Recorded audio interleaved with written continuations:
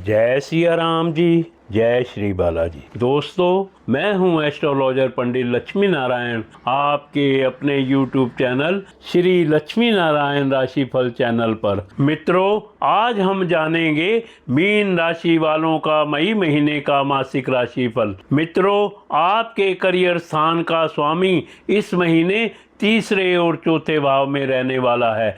यह अनुकूल स्थिति नहीं कही जाएगी, लेकिन इसे प्रतिकूल की श्रेणी में भी नहीं रख सकते।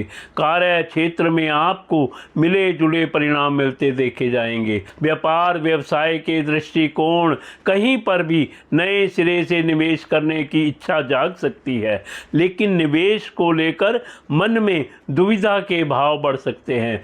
अलग अलग अनुभवी लोगों की अलग अलग राय रह सकती है, इसलिए आप इस मामले में अनिर्णय की स्थिति में रह सकते हैं।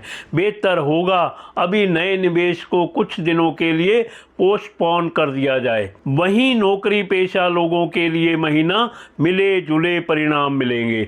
आर्थिक मामले की बात करें तो आपके लाभ भाव के स्वामी शनि प्रथम भाव में अपने ही नक्षत्र में रहने वाले हैं। यह अनुकूल स्थिति नहीं कही जाएगी, लेकिन लाभ का प्रथम भाव से कनेक्शन मेहनत के अनुरूप कम ही सही पर कुछ ना कुछ लाभ करवाता रहेगा। यानी कि लाभ भाव का स्वामी कोई बहुत बड़ी उपलब्धि नहीं दिलाएगा, लेकिन ऐसा भी नहीं कि वह सब कुछ बाधित करेगा। शनि ग्रह न्याय के ग्रह माने जाते हैं। देर सवेर आपकी यह मेहनत अपना फल देगी, परंतु मेहनत के अनुरूप लाभ कम मिल सकता है। बृहस्पति आपके लाभ भाव को देखते रहेंगे, साथ ही साथ मंगल ग्रह भी आपके लाभ भाव को देखेंगे। यहाँ से आवश्यकता के अनुरूप लाभ मिलने की संभावना है। आपकी जरूरतें पूरी होती रहेंगी। इन सभी ग्रह स्थितियों को मिलाकर देखें तो मेहनत के अनुरूप कम ही सही, लेकिन लाभ मिलता रहेगा। धन स्थान का स्वामी मंगल ग्रह नीच अवस्था में रहेगा, जो धन संचय में परेशानियां उत्पन्न कर सकता है। आपके पहले भाव में राहु, केतु और शनि जैसे ग्रहों का प्रभाव रहेगा, जो स्वास्थ्य में प्रतिकूलता देने का काम कर सकते हैं। महीने के दूसरे हिस्से में राहु केतु का प्रभाव आपके पहले भाव से समाप्त हो जाएगा। बुध का गोचर भी 7 मई के बाद अनुकूल परिणाम देना चाहेगा। वहीं आरोग्यता के कारक ग्रह सूर्य का गोचर आपके स्वास्थ्य के लिए पूरी तरह से सपोर्ट करता हुआ देखा जा सकेगा। ये सभी स्थितियां इस बात का संकेत कर रही हैं स्वास्थ्य के लिए कुछ कमजोर परिणाम दे सकता है, जबकि दूसरे हिस्से में आपको काफी राहत मिल सकती है। भले ही शनि का गोचर लगातार आपके भाव पर बना रहे, लेकिन राहु, केतु और सूर्य के द्वारा आपको नकारात्मकता नहीं मिलेगी। फल स्वरूप आप स्वास्थ्य के प्रति जागरूक रहकर अपने स्वास्थ्य को बेहतर रख सकेंगे। मंगल का गोचर पूरे महीने आपके पंचम भाव में रहेगा, जो पेट से संबंधित कुछ परेशानियां दे सकता है। अपच या एसिडिटी इत्यादि की शिकायतें भी रह सकती हैं। कुछ लोगों को आंखों में जलन इत्यादि की शिकायतें भी देखने को मिल सकती हैं, लेकिन कोई बड़ी परेशानी नहीं आएगी। मित्रों, आप चैनल को सब्सक्राइब करें ताकि राशिफल, ज्ञान और जीवन से संबंधित वीडियो सबसे पहले आपके पास आए। लाइक का बटन भी दबा दीजिए और कमेंट्स बॉक्स में जय सिया राम जी, जय श्री बालाजी लिखिए और श्री बालाजी का आशीर्वाद पाएं।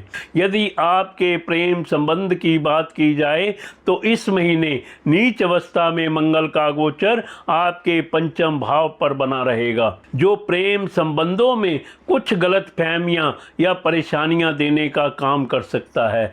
किसी तीसरे व्यक्ति को लेकर लेकर आपसी आर्गुमेंट्स बढ़ सकते हैं। बेहतर होगा इस अवधि में एक दूसरे को और बेहतर ढंग से समझने की कोशिश की जाए, क्योंकि असल में परेशानियों का कारण उतना बड़ा नहीं रहेगा जितना बड़ा आपको समझ में आएगा। आपके लव पार्टनर का भाई या कोई करीबी व्यक्ति भी आपके प्रेम संबंधों में दरार डालने का काम कर सकता है। यदि इन बातों को पहले से जानकर सजग रहेंगे तो आप अपने प्रेम संबंधों को बिगड़ने से रोक सकेंगे। इस मामले में प्रेम के कारक ग्रह शुक्र आपकी मदद कर सकेंगे, क्योंकि शुक्र उच्च अवस्था में प्रथम भाव में स्थित रहेंगे, जो थोड़ी सी सावधानी रखने की स्थिति में अनुकूलता बनाए रखने में मददगार बन सकेंगे। आपके सप्तम भाव का स्वामी बुध 7 मई से 23 मई तक अनुकूल स्थिति में रहेगा। वहीं महीने के शुरुआती सप्ताह तथा अंतिम सप्ताह में बुध ग्रह कमजोर अवस्था में रहेगा। बुध आपको एवरेज से बेहतर परिणाम देकर दाम्पत्य जीवन को संतुलित रखने में मददगार बनेगा। शनि का प्रभाव लगातार सप्तम भाव पर बना रहेगा। लापरवाही किसी भी स्थिति में नहीं बरतनी है। आपके दूसरे भाव का स्वामी मंगल ग्रह इस पूरे महीने नीच अवस्था में आपके पंचम भाव पर रहने वाला है, जो परिजनों के बीच कुछ परेशानियां देने का काम कर सकता है। परिजनों के बीच किसी दूर के परिचित या व्यक्ति को लेकर कुछ मतभेद देखने को मिल सकता है। किसी परिजन का कोई मित्र कुछ ऐसी स्थितियां निर्मित कर सकता है या ऐसी बात कह सकता है जिससे परिजनों के बीच आपसी मनमुटाव बढ़ सकता है। सूर्य का गोचर दूसरे भाव में रहेगा।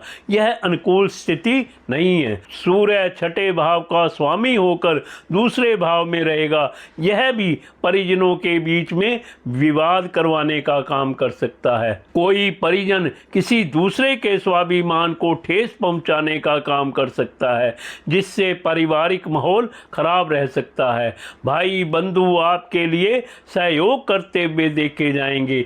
यह एक प्लस पॉइंट है। भाई बंधु और आपके मित्रों के अच्छे आचरण के चलते परिवार में जिस लेवल की परेशानियां नजर आ रही थी, शायद उस लेवल की परेशानियां ना होने पाए। भाई बंधु उन परेशानियों को कम करने में मददगार बन सकते हैं। गृहस्थ जीवन की बात की जाए तो औसत से बेहतर भी कह सकते हैं। घर गृहस्थी से जुड़ी हुई चीज़ों पर आप खर्च कर सकते हैं, जिनके नतीजे सामान्य तौर पर अच्छे व अनुकूल कह सकते हैं। अब मैं बड़े ही आसान से कुछ उपाय बता रहा हूं, जिन्हें करके आप ग्रहों को प्रसन्न कर सकते हैं। मंगलवार को शिव मंदिर में जाकर शिवलिंग पर मसूर के दाल ओम ऋण मुक्तेश्वर महादेवाय नमः मंत्र बोलते हुए चढ़ाएं। साथियों, अगर आप कुंडली दिखाना चाहते हैं या मुझसे बात करना चाहते हैं तो आपके फ़ोन स्क्रीन पर नंबर दिए गए हैं, आप मुझसे संपर्क कर सकते हैं। साथियों, आप वीडियो को अपने मित्रों और सगे संबंधियों के साथ ज़रूर शेयर करें। इसके साथ ही मैं अपनी वाणी को विराम देता हूं। कल फिर मिलेंगे अगली वीडियो में। जय सिया राम जी, जय श्री बालाजी।